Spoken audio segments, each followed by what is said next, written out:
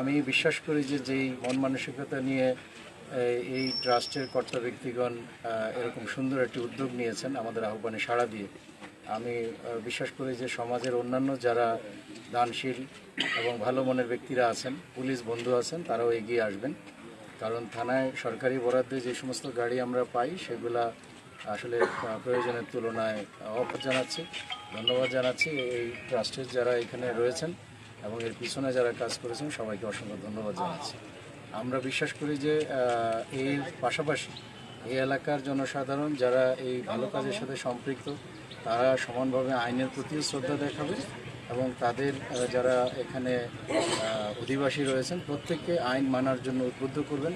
তাহলেই কিন্তু পুলিশ এবং জনতা দুই মিলেই কিন্তু এই এলাকার আইন শৃঙ্খলা অত্যন্ত সুন্দরভাবে পরিচালিত হবে এবং দুষ্ট লোকেরা সাজা পাবে এবং ভালো লোকেরা পুলিশের কাছে আসতে তখন সাহস পাবে।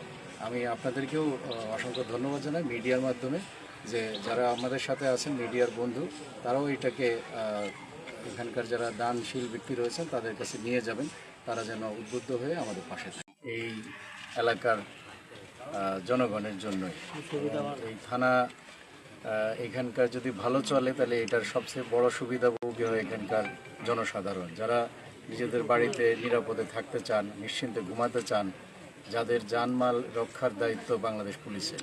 ومن ذريتي ربنا وتقبل دعاء يا حي يا تكونن من الخاسرين. ربنا آتنا في الدنيا حسنة